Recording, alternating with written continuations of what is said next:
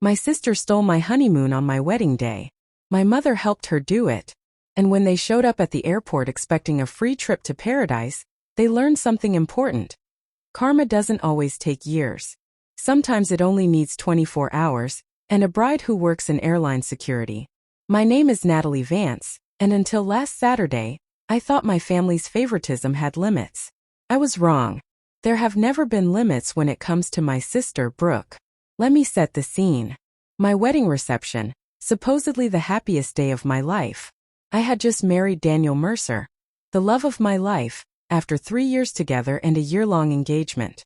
200 guests filled the grand ballroom at the Harrington Estate, a venue we'd saved for over 18 months. Crystal chandeliers, cascading white roses, a string quartet humming softly in the corner. Everything was perfect.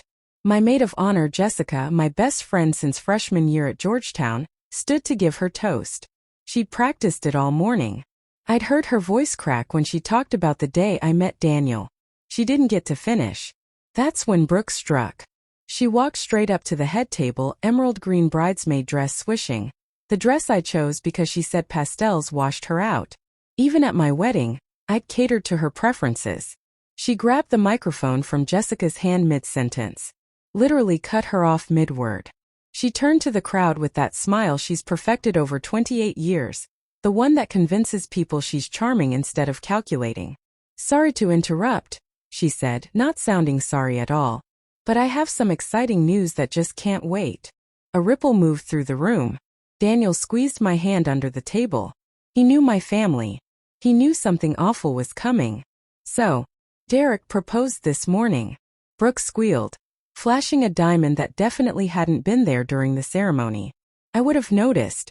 Half the room applauded. Too polite or too confused to realize this was the single biggest etiquette violation imaginable.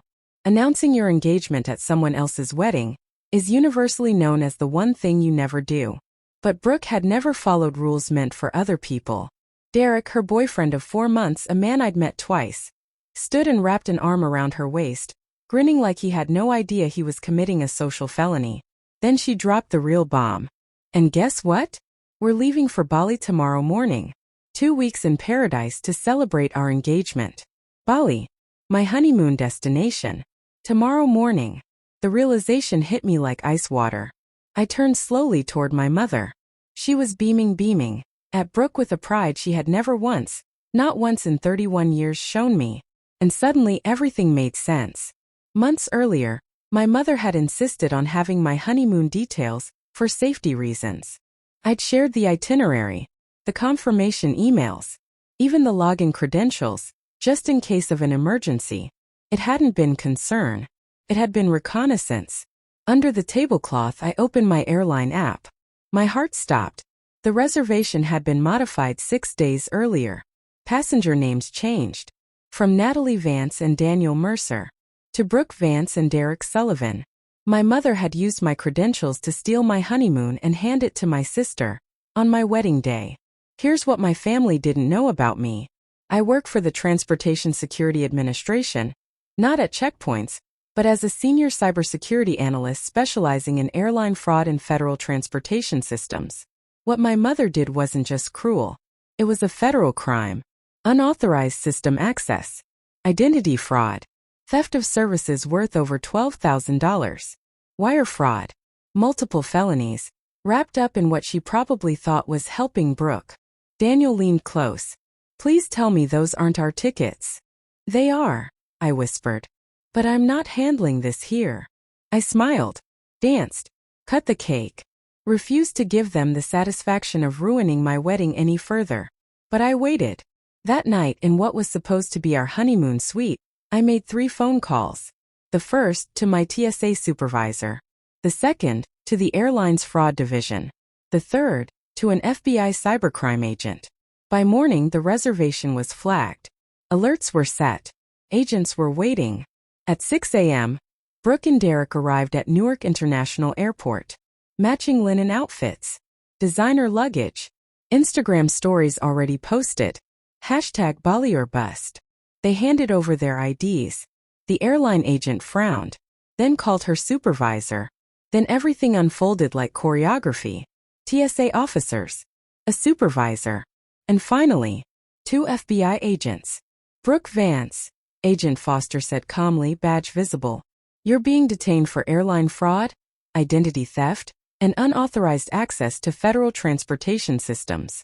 Brooke's face went white. My mother booked this, she protested. Yes, the agent replied. Using stolen credentials from your sister.